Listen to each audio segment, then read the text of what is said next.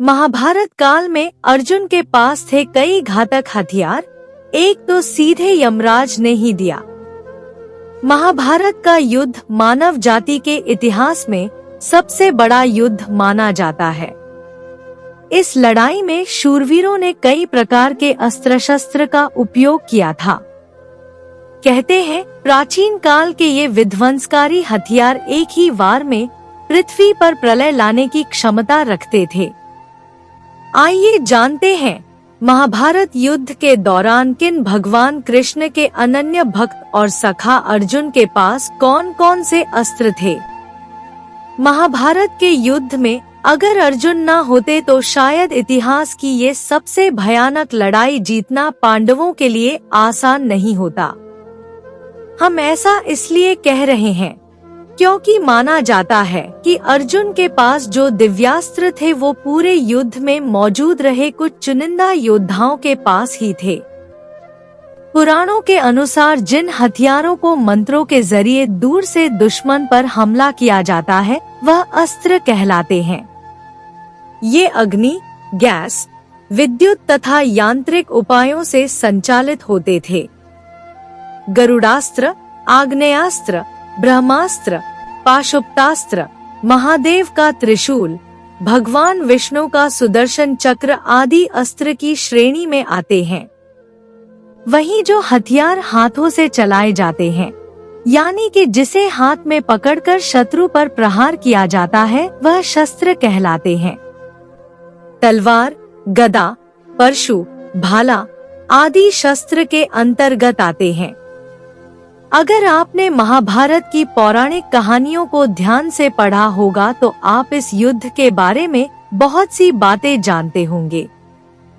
वैसे अभी तक तो लोगों को सिर्फ अर्जुन के ब्रह्मास्त्र के बारे में ही पता है, लेकिन ब्रह्मास्त्र से अर्जुन के पास कई और खतरनाक हथियार थे जिनके बारे में आपको बताते हैं। भगवान शिव का दिया हुआ अस्त्र पाशुपतास्त्र भी अर्जुन के पास था। ये ऐसा अमोघ अस्त्र था जिसके बारे में कहा जाता है कि वो मंत्र उच्चारण के साथ प्रकट होते ही आंख, दिल और शब्दों को नियंत्रित कर सकता था। अर्जुन के पास दूसरा सबसे घातक हथियार ब्रह्मास्त्र था, जिसे एटम बम के समान घातक माना जाता है। ये ब्रह्मा जी का शक्तिशाली अस्त्र था।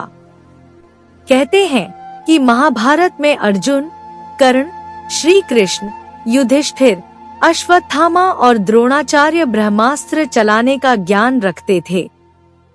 महाभारत युद्ध में जब अश्वत्थामा ने ब्रह्मास्त्र का प्रयोग किया गया तब गर्भ में पल रहे शिशुओं तक की मौत हो गई थी। अश्वत्थामा इसे चलाना जानता था लेकिन इसे वापस लेने की जानकारी नहीं थी। शास्त्रों में बताया गया है इस अस्त्र के विनाश को तभी रोका जा सकता है जब जवाब में दूसरा ब्रह्मास्त्र छोड़ा जाए। अर्जुन के पास देवराज इंद्र का वज्र अस्त्र भी था।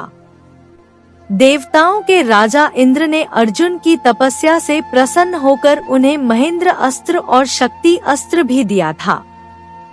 इंद्र समेत अन्य देवताओं के पास मौजूद अस्त्र भी उनके आशीर्वाद से अर्जुन के पास आह्वान मात्र करने से आ जाते थे।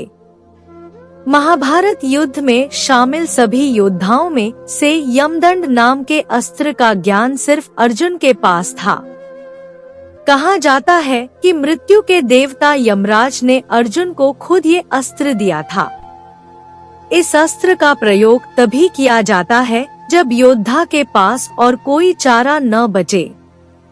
आशा करती हूँ यह कहानी आप लोगों को अच्छी लगी होगी। अच्छी लगे तो लाइक करें, अपने दोस्तों के साथ शेयर करें, मेरे चैनल को सब्सक्राइब करें और कमेंट में जय श्री कृष्ण अवश्य लिखें। कहानी सुनने के लिए बहुत बहुत धन्यवाद। मिलती हूँ एक और अच्छी कहानी के साथ।